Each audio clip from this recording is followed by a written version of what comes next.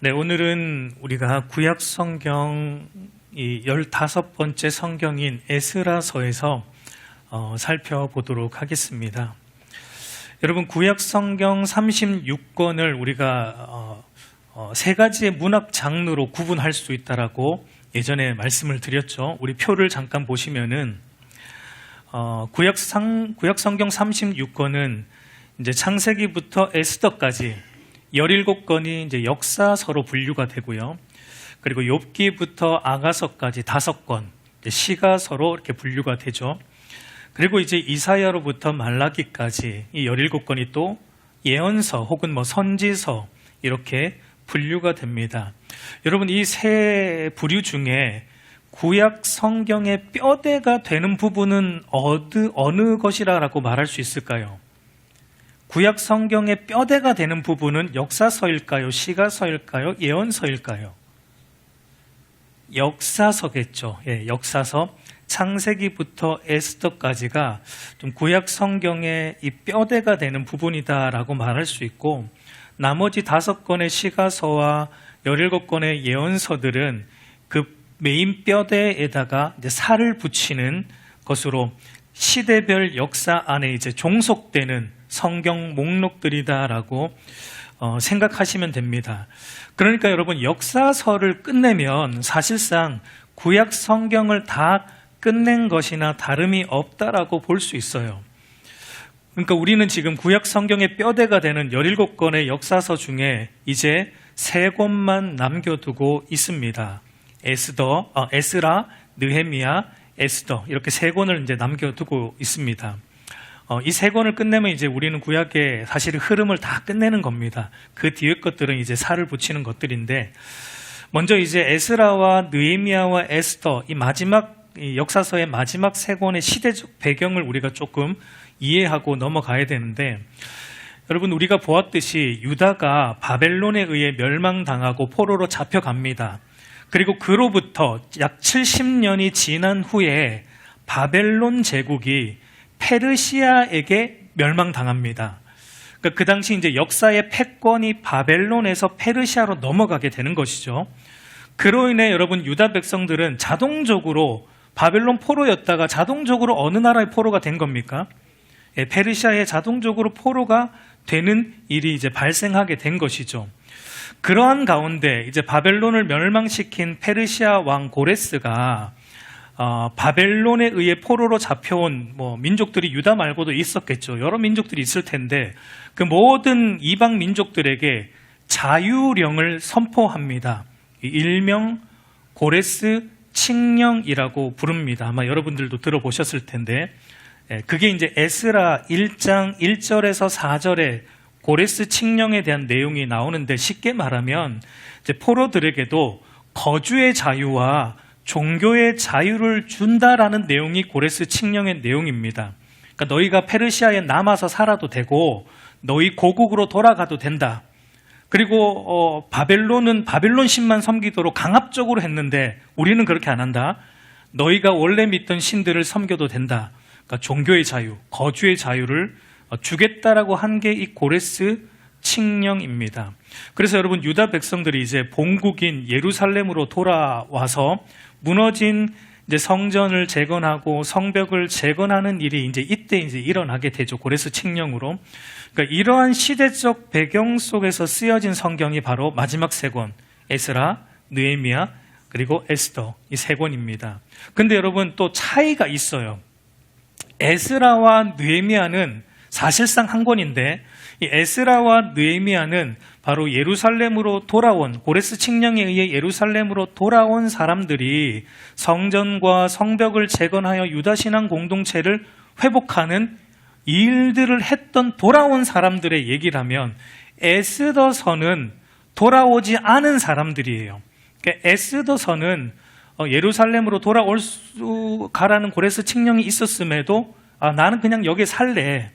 나는 그냥 여기에 터 잡았으니까 그냥 여기 이방 땅에서 그냥 계속 살겠다라고 하면서 살아갔던 사람들을 하나님께서 어떻게 인도하셨는가를 다루는 게 에스더서라고 볼 수 있습니다. 그러니까 그렇게 볼 때 여러분, 에스라와 느헤미야서는 한 권이에요. 사실상 그래서 히브리어 성경은 이게 나누어져 있지 않습니다. 우리 한글 성경은 두 권으로 나누어져 있지만 히브리어 성경은 원래 한 권입니다. 에스라와 느헤미야가 원래 한 권이고 이것을 쓴 저자를 전통적으로 에스라로 봅니다. 에스라와 느헤미야서를 쓴 저자가 에스라다라고 이제 전통적으로는 봅니다. 먼저 우리가 구조를 좀 살펴봐야 되는데, 이 바벨론 포로에서 이제 예루살렘으로 돌아오는데 한 번에 돌아오진 않고요. 세 차례에 걸쳐 3차로 이제 이 예루살렘으로 돌아오는 일이 일어나는데, 그러니까 이것으로 이제 에스라와 느헤미야의 구조를 나눌 수 있습니다. 우리 에스라 1장에서 6장까지가 1차 귀환, 그러니까 주전 538년경에 고레스 칙령에 의해 총독 스룹바벨과 제사장 예수아를 중심으로 이들의 인도하에 돌아온 1차 귀환자들, 그리고 여기에 핵심 내용은 성전 재건이에요. 무너진 성전을 재건하는 그 내용이 핵심입니다. 그리고 두 번째는 이제 에스라 7장부터 10장까지인데, 요때 이제 2차 귀환이 일어나요. 주전 458년경에 학자이자 제사장인 에스라를 중심으로 에스라의 인도하에 2차로 이제 귀환합니다. 여기서의 핵심 내용은 이제 에스라는 율법 학자이잖아요. 그러니까 에스라가 돌아와서 다시 율법을 재교육시킴으로 바로 유다 공동체의 신앙을 회복하는 일이 이 내용의 핵심이라고 볼 수 있습니다. 그리고 이제 세 번째는 느헤미야 1장에서 7장까지인데 요때 3차 귀환이 일어납니다. 주전 445년경에 총독 느헤미야의 인도하에 3차로 귀환한 자들의 이야기인데, 여기서의 핵심 내용은 무너진 성벽, 그러니까 예루살렘 성을 재건하는 내용이 여기서의 핵심이고, 그리고 이제 마지막 네 번째가 느헤미야 8장부터 이제 마지막 13장까지, 요때는 이제 학자 에스라와 느헤미야가 이제 팀을 이루어서 팀 사역입니다. 학자 에스라와 총독 느헤미야가 함께 팀을 이루어서 유다 공동체의 신앙을 개혁하고 또 회복하는 일을 하는 것이 마지막 느헤미야 8장에서 13장까지의 내용이다라고 볼 수 있습니다. 오늘은 이제 우리가 에스라서를 중심으로 좀 살펴볼 텐데요. 에스라 1장부터 6장까지는 말씀드렸듯이 이제 총독 스룹바벨과 제사장 예수아의 인도하에 돌아온 1차 귀환자들의 내용인데, 여러분, 이 유다 백성들이 포로에서 다시 돌아올 수 있었던 것은 드러난 역사로 보면, 드러나는 우리 눈에 보이는 역사로 보면은 바로 바사 왕, 그러니까 페르시아 왕 고레스의 칙령 때문이지만, 그러나 실질적으로 그 일을 주도하신 분은 누구입니까? 네, 하나님이시죠. 우리 에스라 1장 1절 한번 같이 읽어보겠습니다. 시작. 바사 왕 고레스 원년에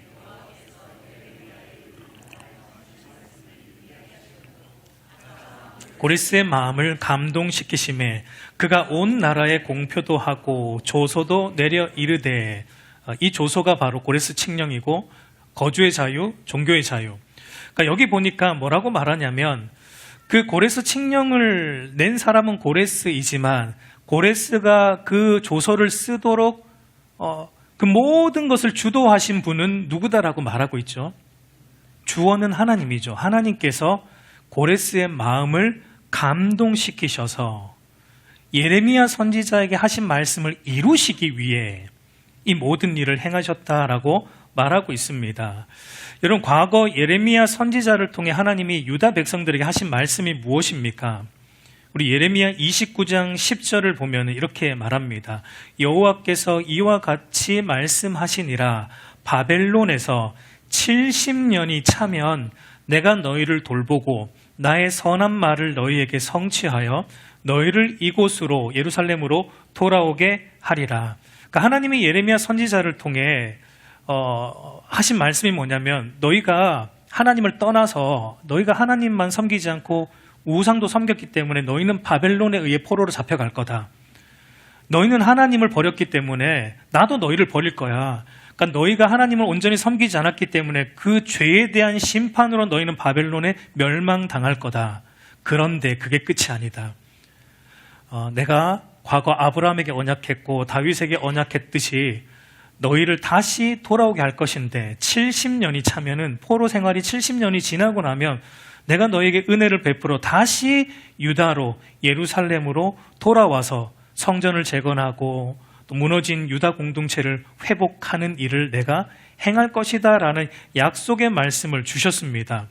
그러니까 여러분, 하나님이 이 약속을 지키시기 위해서 고레스의 마음을 움직이신 겁니다. 그래서 유다가 여러분 바벨론에 의해 1차로 포로로 잡혀간 게 주전 605년이었는데 고레스 칙령이 주전 538년경이니까 대략 몇 년이죠? 70년. 70년 딱 하나님이 약속하신 대로 70년이 지나고 하나님이 돌아오게 하셨다라는 것을 말하고 있어요. 그러니까 여러분, 이것이 우리에게 무엇을 말해주고 있습니까? 여러분, 이 역사의 참 주관자, 통치자가 누구라는 겁니까? 페르시아 왕이 아니라는 거예요. 이 당시에 전 세계의 패권을 페르시아가 잡고 있었지만 페르시아 왕이 역사를 다스리는 왕이 아니다라는 겁니다. 하나님이 모든 역사의 주인이시다라는 것을 보여주고 있는 겁니다. 하나님을 떠난 유다 백성들을 바벨론에게 넘기신 분도 하나님이세요. 바벨론이 힘이 있어서 유다를 데리고 간 게 아닙니다. 그 일을 하시기 위해서 하나님이 바벨론에게 잠시 힘을 주신 것뿐이죠. 그리고 그 유다를 멸망시킨 바벨론을 페르시아를 통해 정복하게 하신 것도 하나님이십니다. 그리고 그 페르시아 왕을 통해 유다를 다시 돌아오게 하신 분도 하나님이세요. 그러니까 여러분, 우리가 눈에 보이는 이 역사, 눈에 보이는 이 역사의 이면에 눈에 보이지 않는 하나님을 봐야 됩니다. 그게 여러분 믿음이라는 거예요. 그게 믿음이에요. 믿음은 눈에 보이지 않는 하나님을 바라고 믿는 게 믿음이에요. 그리고 그 믿음이 세상을 이기게 하는 것입니다. 오늘 이 세상을 보면 마치 여러분 하나님이 없는 것처럼 느껴지고 마치 하나님이 없어도 얼마든지 잘 살 수 있는 것처럼 보이는 세상이지만 그렇지 않다라는 것을 성경은 누누이 우리에게 말하고 있는 것입니다. 세상의 주관자이신 하나님께서 모든 걸 감찰하고 계실 뿐만 아니라 통치하고 계시고 그리고 궁극적으로 여러분 심판하십니다. 그렇기 때문에 하나님의 다스림, 눈에 보이지 않는 하나님의 다스림 안에서 살아가는 것만큼 하나님의 통치에 순종하며 살아가는 것만큼 복된 삶은 없다라는 거예요. 오늘 우리 오전 예배 때 목사님 말씀 전해주신 것도 그게 복 있는 자의 모습이잖아요.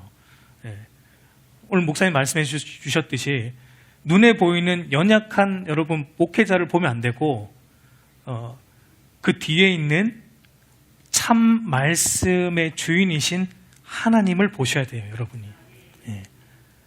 그게 믿음이에요. 그리고 그 하나님을 보는 게 참 믿음이고 그 하나님 앞에서 신앙생활하는 게 참 신앙생활이죠.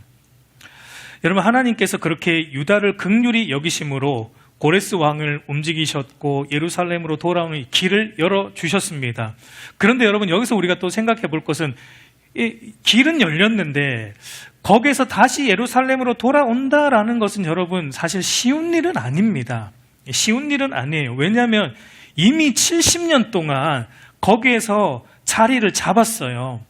거기에서 자리를 잡고 이미 살아가고 있었기 때문에 다시 돌아온다라는 것은 어떤 게 전제되냐면 거기에서 자리 잡았던 그 집과 그 삶의 터전과 어떤 관계들, 직업, 모든 것들을 다 버려야 되는 게 존재하는 겁니다. 그걸 다 포기하고 그걸 다 희생하고 아무것도 없는 황폐해진 다 무너진 유다로 돌아와야 되는 것이니까 다시 돌아온다라는 것은 지금 가지고 있는 나의 모든 것을 사실은 포기해야지만 돌아올 수 있는 거기 때문에 사실 돌아오는 게 쉬운 것은 아니에요.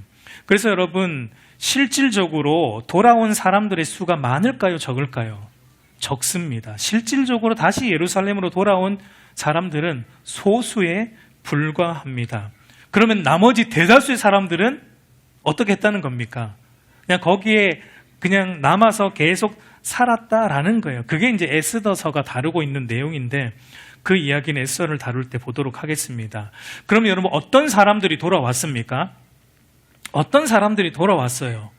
말씀드렸지만 이거 포기 안 하면 못 돌아오는 겁니다. 그러니까 돌아온 사람들은 어떤 면에서 자기 부인, 자기 희생을 한 사람들입니다. 기존에 자기가 쌓아놓았던 모든 것들을 다 허물고 돌아온 사람들이다라고 볼 수 있어요. 자기 부인과 자기 희생이 없이는 불가능하기 때문에.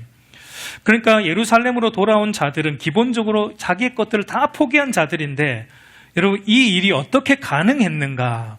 오늘 성경은 이렇게 말합니다. 우리 에스라 1장 5절 말씀을 보면은 이에 유다와 베냐민 족장과 제사장들과 레위 사람들과 그 마음이 하나님께 감동을 받고 올라가서 예루살렘의 여호와의 성전을 건축하고자 하는 자가 다 일어나니. 그러니까 여러분 어떤 자들이 자기를 부인하고 자기를 희생하고 돌아올 수 있습니까? 여기 보니까 어떤 자들이죠? 그 마음이 하나님께 감동을 받고. 어떤 자들이 올라오냐면 하나님의 감동이 있는 자, 그리고 그 감동을 받았다고만 돌아올 수는 없죠. 어쩌면 감동은 모두가 받을 수 있어요. 그러나 그 감동에 반응하고 하나님이 주신 감동과 은혜에 반응해서 순종한 자들이 사실은 돌아왔다라는 것을 말하고 있습니다. 여러분 이것을 통해 우리가 볼 수 있는 것은, 여러분 교회도 보면 누가 주의 일을 기꺼이 기쁨으로 헌신합니까? 오늘날 교회도 보면 누가 주의 일을 여러분 기꺼이 기쁨으로 자기를 부인하고 자기 희생이 따를지라도 주의 몸된 교회를 위해 헌신하고 희생합니까? 하나님의 감동과 은혜를 받은 자가 합니다. 하나님의 은혜와 감동을 받고 그 은혜에 반응하여 자발적으로 순종하는 자들이 주의 몸된 교회를 섬길 수 있어요.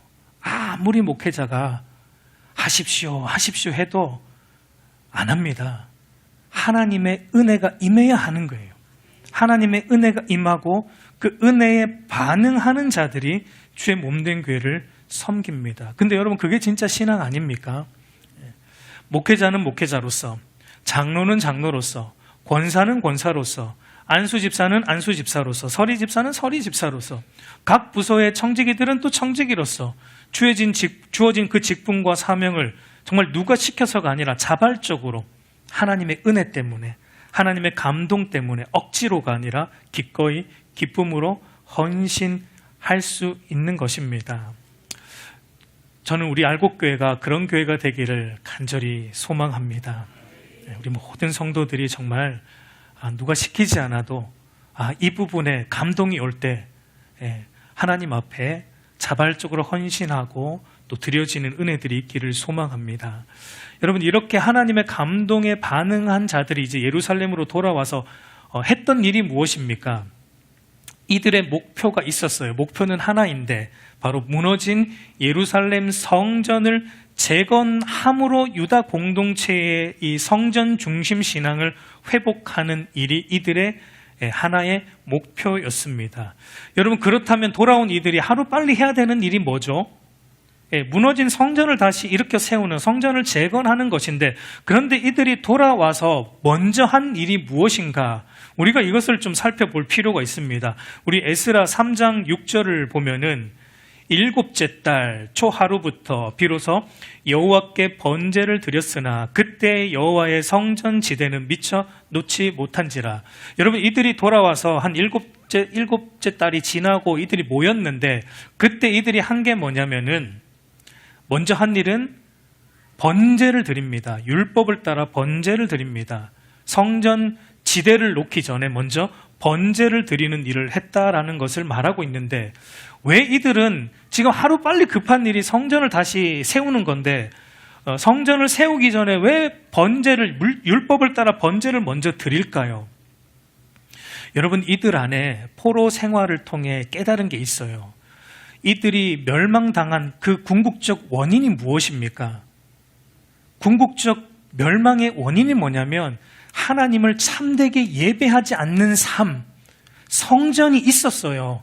그때는 성전이 있었습니다. 건물이 있었어요. 근데 건물은 있는데, 건물은 세워져 있는데 그 건물 안에 내용이 없었어요. 그것 때문에 망했습니다. 그러니까 돌아온 이들이 가장 먼저 하는 게 건물이 아니다는 겁니다. 이들이 알았어요. 깨달았습니다.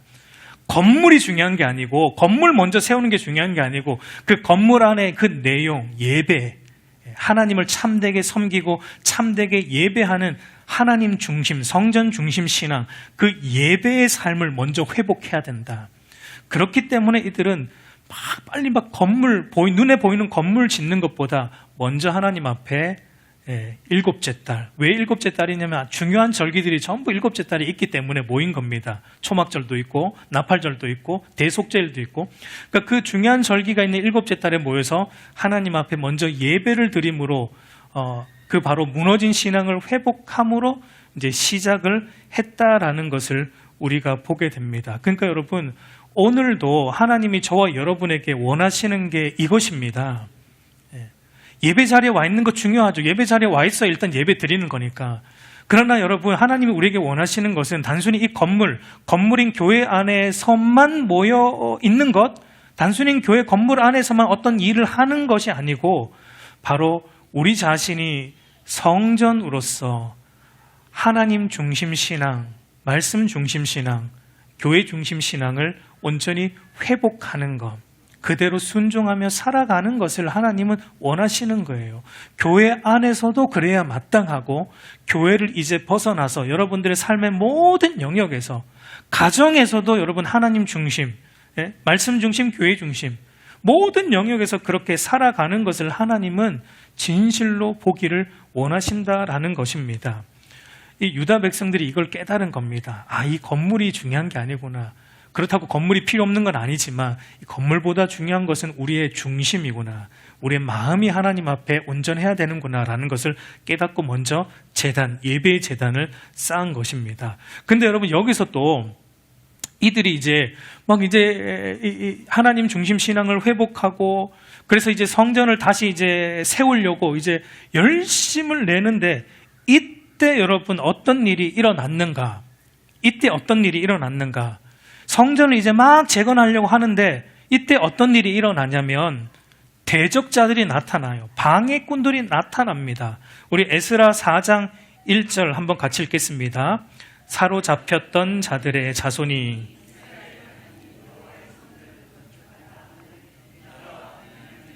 대적이 듣고, 우리 4절과 5절도 같이 읽어보겠습니다.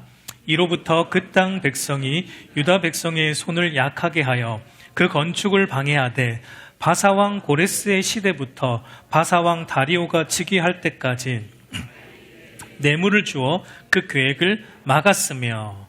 그러니까 여러분, 이들이 이제 예배를 드리고 이제 성전을 다시 막 건축하려고 열심을 내니까 무엇이 등장하고 있죠? 방해꾼들, 대적들이, 성전 재건을 방해하는 대적들이 일어나고 있는 것을 보게 되는데, 여러분, 이것이 우리에게 말하고자 하는 것은 저와 여러분들이 하나님 말씀 중심으로 살고자 하면, 성전 중심으로, 교회 중심으로, 말씀 중심으로 살고자 하면은 반드시 뭐가 나타난다는 겁니까? 우리 신앙을 무너뜨리려는 방해꾼들, 대적자들, 궁극적으로는 사탄이겠지만, 그러나 사탄이 여러 가지 환경과 사람들을 통해서 우리의 신앙을 방해하는 방해꾼들이 나타난다라는 것을 말하고 있어요. 여러분, 우리가 그런 것을 많이 경험합니다. 여러분, 올해 시작할 때 여러분, 올해는 꼭 내가 성경 일독하리라 라고 결단을 했는데 돌아보니 어떻습니까? 성경 일독 못할 이유들이 수백 가지가 생기지 않았어요? 수많은 방해거리들이 생겼을 겁니다. 정말 내가 주일 예배만이 아니라 주중 예배도 정말 드려보겠다 결단하면 여러분 어떤 일이 일어나죠? 주중에 일이 그렇게 또 생겨요. 교회 못 나갈 이유가 수백 가지 막 생기는 일들을 우리가 경험합니다. 신앙생활 내가 열심히 하겠다라고 다짐하면 그 다음날 열심히 하지 못할 수백 가지 이유가 여러분 생기는 것을 경험하죠. 여러분 그때가 중요한데, 그때 우리가 이번에도 어쩔 수 없겠다. 이번에도 어쩔 수 없다라고 타협하고 넘어가면 어떻게 될까요? 한번 보세요. 유다 백성들이 이때 타협하거든요. 이 방해꾼들의 등장으로 인해 성전 재건을 중단하거든요. 그 결과가 어떤지 우리가 한번 볼 필요가 있는데 에스라 4장 24절을 보면은 이에 예루살렘에서 하나님의 성전 공사가 바사왕 다리오 제2년까지 중단되니라. 성전 공사가 중단되었습니다. 그러니까 우리로 하면은 우리의 신앙에 대한 열의가 꺼진 겁니다. 우리 신앙에 대한 신앙생활이 지금 하나님부터 멀어지고 있는 거예요. 중단이 됐는데 언제까지 중단되었는가? 바사왕 다리오 제2년까지. 이때가 보통 이제 BC 520년 경으로 보는데 이 연대를 계산해 보면 성전 공사가 중단된 기간이 대략 16년 동안 성전 공사가 중단되었다라는 것입니다. 여러분 아마 유다 백성들이 이렇게 생각했겠죠. 당장의 방해자들이 있어서 잠시 중단했을 때 이렇게 생각했겠죠. 지금은 방해꾼들의 아주 그냥 대적이 거세니까 일단 이것만 피하고 보자. 그리고 다시 우리가 금방 재건하자라는 생각을 아마 다 했을 겁니다. 근데 여러분 그 결과가 어떻다고요?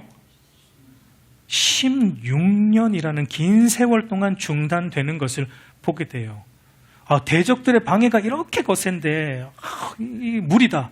이 성전 재건은 무리다. 조금 수그러들면 다시 시작하자라고 했던 그것이 결국은 16년 동안 중단된 비참한 결과를 보게 됩니다. 여러분 이것이 오늘 우리에게 무엇을 말해주냐면 여러분 우리가 말씀대로 살아가고자 할 때 하나님 중심으로 살아가고자 할 때 교회 중심으로 살아가고자 할 때 분명 방해꾼들이 옵니다. 굳이 그렇게까지 할 필요가 있는가? 라는 방해꾼들이 분명 나타나요. 근데 그때 우리가 타협하고 그럴 수 있지 하고 잠시 타협하면 그 잠시가 여러분 잠시가 아니라 16년이라는 긴 공백이 될 수 있다라는 겁니다. 여러분 오늘날 많은 이들이 이렇게 말하잖아요. 저도 신앙생활 열심히 하고 싶습니다. 예전에 저도 열심히 신앙생활을 했던 때가 있습니다. 그런데 지금 여건이 안 돼서 지금 이런저런 문제 때문에 제가 열심을 못 내고 있고요. 교회를 못 나가고 있고요. 예배를 제대로 못 드리고 있고요. 그런데 이 여건이 해결되고 나면 제가 이 문제가 수그러들고 나면 제가 열심히 진짜 하나님 앞에 열심히 신앙생활 할 겁니다. 라고 여러분 많은 분들이 그렇게 말을 하잖아요. 근데 여러분 그렇게 말한 분들 중에 다시 열심을 내시는 분들을 여러분 혹시 본 적이 있으세요? 있을 수도 있습니다. 물론 있을 수는 있는데 여러분 사실 거의 없습니다. 거의 없어요. 대부분은 어느 순간 신앙의 열의가 다 잃어버린 신앙의 열의를 다 잃어버린 채 형식적으로 겨우 교회 출석만 하고 있어요. 그 정도면 다행인 거죠, 사실은. 신앙의 열의가 다 꺼진 채 겨우 형식적으로 교회 출석만 근근히 하고 있는 분들이 대부분인데, 그리고 심하면 어떻습니까? 스스로 방학하죠. 스스로 교회 방학해서 언제 끝날지 모르는 방학을 하고 있는 분들이 수없이 많습니다, 여러분. 우리 교회도 몇 분 계시잖아요. 언제쯤 돌아오시려나 제가 참 궁금해요. 방학하신 분들이 있어요. 그러니까 그런 결과가 일어나는 거예요. 잠시면 내가 돌아오리라 생각했을진 몰라도 여러분 그 잠시가 아닌 겁니다. 여러분 사탄에 쳐놓은 올무에 들어가면 빠져나오는 게 여러분 결코 쉽지가 않습니다. 그러면 여기서 벗어날 수 있는 길은 무엇입니까? 여러분 우리 신앙을 다시 신앙의 열의를 찾을 수 있는 그 회복의 길은 무엇입니까? 하나님께서 이 성전이 재건이 중단된 상황에서 하나님이 하시는 일을 보세요. 하나님이 어떻게 다시금 성전 재건을 하게 하시는지 하나님이 하시는 일을 보면 우리가 어떻게 우리 신앙의 열의를 다시 회복할 수 있는가를 알 수 있는데, 하나님은 이때 누구를 보내시냐면 선지자 학개와 스가랴를 이들에게 보내십니다. 성전을 재건을 중단하고 다시 현실에 젖어서 살아가고 있는 이들에게 하나님은 선지자 학개와 스가랴를 보내셔서 말씀을 전하시죠. 말씀을 전하십니다. 우리 에스라 5장 1절 2절을 보면 선지자들 곧 선지자 학개와 이또의 손자 스가랴가 이스라엘의 하나님의 이름으로 유다와 예루살렘에 거주하는 유다 사람들에게 예언하였더니 이에 스알디엘의 아들 스룹바벨과 요사닥의 아들 예수아가 일어나 예루살렘에 있던 하나님의 성전을 다시 건축하기 시작하며 하나님의 선지자들이 함께 있어 그들을 돕더니, 여러분 어떻게 성전이 중단된 성전 재건이 다시 시작됩니까? 무엇을 들었을 때? 하나님이 보내신 선지자들의 말씀을, 하나님의 말씀을 들음으로, 그 말씀을 듣고 순종함으로 학개와 스가랴가 전한 말씀은 성전 다시 지으라는 거잖아요. 성전 다시 지으라라는 그 말씀이잖아요. 그러니까 그 말씀을 듣고 순종해서, 그 말씀을 듣고 순종함으로 인해 성전 재건이 다시 시작되었다라는 것을 보게 됩니다. 그러니까 여러분, 우리의 신앙의 열이, 꺼진 신앙의 열의를 다시 회복하는 길은 하나밖에 없습니다. 하나님의 말씀을 들어야 되고, 귀 기울여 들어야 되고, 계속 들어야 되고. 여러분, 갈수록 자꾸 저로부터 멀어지는 것 같아요. 앞자리는 거의 없어요. 제가 부담스러우십니까? 우리 청년들은 항상 저 뒷자리. 하나님 말씀을 앞으로 와서 들으셔야 돼요. 계속 들으셔야 돼요.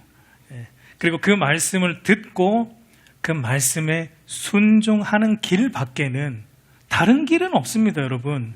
여러분 신앙생활 하면 할수록 느끼는 거지만 여러분 다른 길은 정말 없어요. 오직 말씀이에요.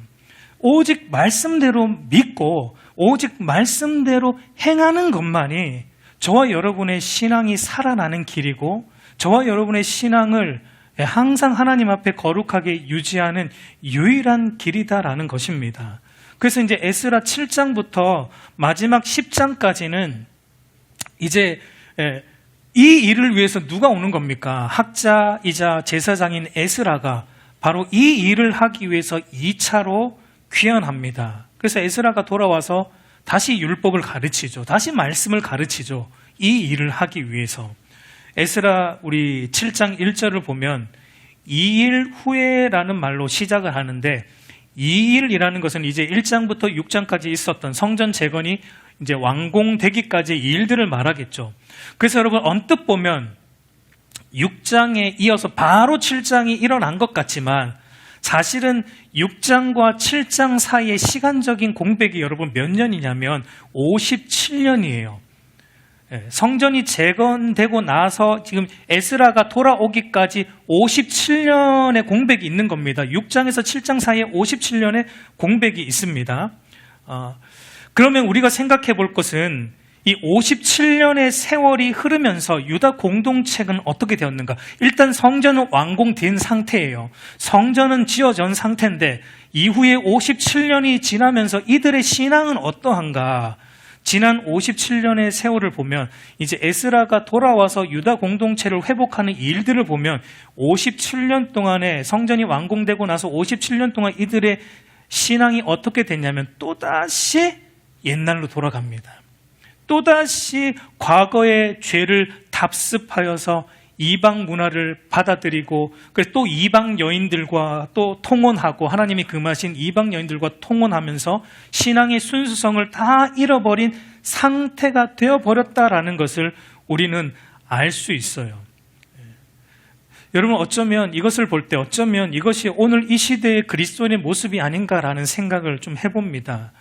어쩌면 저와 여러분들도 예외는 아닐 겁니다. 여러분 우리도 신앙생활 하다 보면 어느 순간에 우리도 여러분 하나님 중심과 말씀 중심과 교회 중심 신앙이 우리에게서 식어질 때가 있죠. 어느 순간 이 구원의 감격과 은혜를 잃어버린 채 메마르고 형식적인 신앙생활로 여러분 전전긍긍하고 있을 때가 한두 번이 아닌 것을 어쩌면 저와 여러분들도 많이 경험을 했을 겁니다. 여러분, 그때 그러면 어떻게 또 해야 되는가? 어떻게 또 다시 회복할 수 있는가? 다른 방법은 없습니다. 똑같습니다. 앞에서 말씀드렸듯이 또다시 말씀으로 돌아가야 됩니다. 그래서 여러분, 에스라가 돌아와서 뭘 합니까? 우리 에스라 7장 10절 말씀 한번 같이 읽겠습니다. 에스라가 여호와의 율법을 연구하여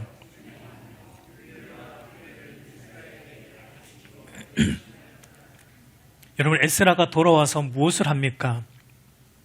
이스라엘의 이 유다 공동체의 무너진 신앙을 보면서 에스라가 결심하고 다짐하는 게 뭡니까?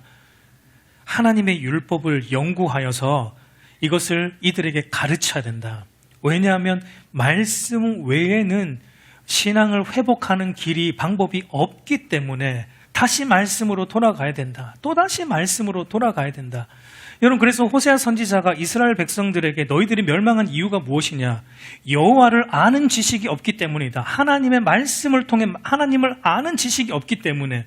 그래서 또 호세아가 그들에게 또 말하는 게 여호와를 알자. 힘써 여호와를 알자. 무엇을 통해? 말씀을 통해 아는 거죠.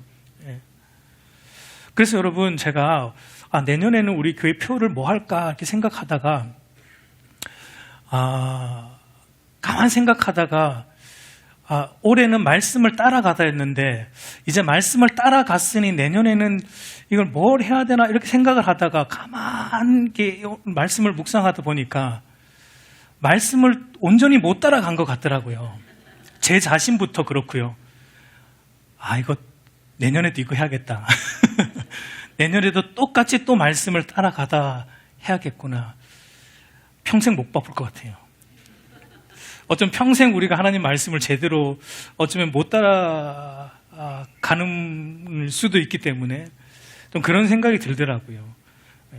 그러니까 여러분, 하나님의 말씀을 따라가는 것만이 회복의 길이다라는 겁니다. 그리고 그 말씀을 통해, 그 말씀을 따라간다라는 것은 말씀을 통해 우리의 죄를 깨닫고 날마다 회개하고 죄로부터 돌아서서 굳은 결심과 순종으로 또다시 말씀대로 순종하며 살아가는 그것만이 우리 신앙에 꺼진 우리 신앙의 불을 지피는 유일한 길이에요.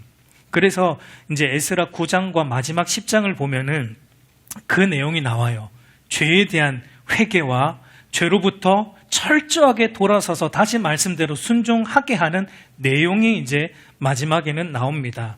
우리 에스라 10장 1절을 보면은 에스라가 하나님의 성전 앞에 엎드려 울며 기도하여 죄를 자복할 때, 지금 에스라가 유다 공동체의 죄를 보며 자복하는 거예요. 울며 엎드려서 이 유다 공동체의 무너진 신앙을 보며, 이 교회의 무너진 신앙을 보며 에스라가 울며 하나님 앞에 죄를 자복합니다. 그때 여러분, 또 많은 백성들이 함께 그 회개 운동에, 그 죄에 대한 자복에 많은 백성이 에스라 옆으로 모여들고 함께 통곡하며 모여들었는데, 여러분 보세요. 이스라엘 백성의 남녀와 심지어 어린 아이들의 큰 무리가, 어린 아이들까지 자기 죄를 깨닫고 자복하는 일들이 일어나는 겁니다. 여러분, 이때 에스라가 요즘처럼 무슨 어린이 전문 사역자였나요? 그렇진 않잖아요. 에스라는 어른을 대상으로 회개 운동을 했지만, 그러나 그 회개 운동이 어린 아이들에게까지 영향을 미쳐줬고, 어린 아이들까지 하나님 앞에 자기들의 죄를 자복하며 회개하는 일을 하고 있는 것을 보게 됩니다. 그러니까 여러분, 진실한 신앙의 회복은 자기의 죄에 대한 진실한 회개로부터 시작되는 겁니다. 우리의 죄에 대한 자복함이 있어야 돼요. 죄에 대한 애통함이 있어야 돼요. 여러분, 오늘날 기독교를 보면, 많은 그리스도인들을 보면 회개를 안 하고 후회를 해요. 하나님, 이거 제가 좀 실수한 것 같아요. 하나님, 죄송합니다. 여러분, 이건 회개가 아닙니다. 이건 후회. 내가 한 것에 대한 후회이죠. 회개는 여러분, 정말 이 에스라가 하는 것처럼 우리의 죄에 대한 이 통회하는 마음이 우리 안에서 일어나야 되고요.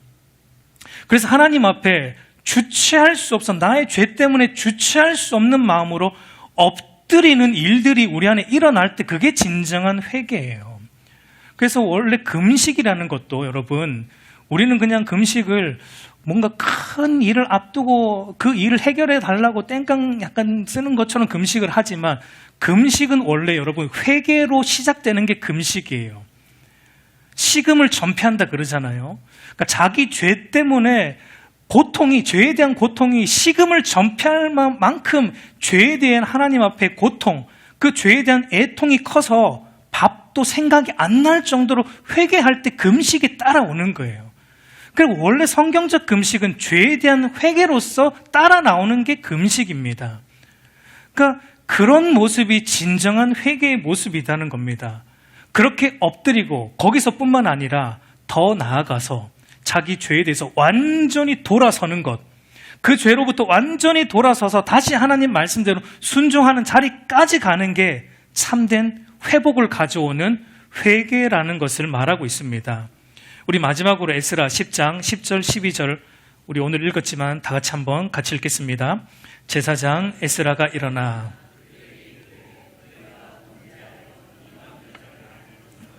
이스라엘 죄를 더하게 하였으니 너희 조상들의 하나님 앞에서 죄를 자복하고 그의 뜻대로 행하여 그 지방 사람들과 이방 여인을 끊어버리라 하니 모든 회중이 큰 소리로 대답하여 이르되 당신의 말씀대로 우리가 마땅히 행할 것이니이다.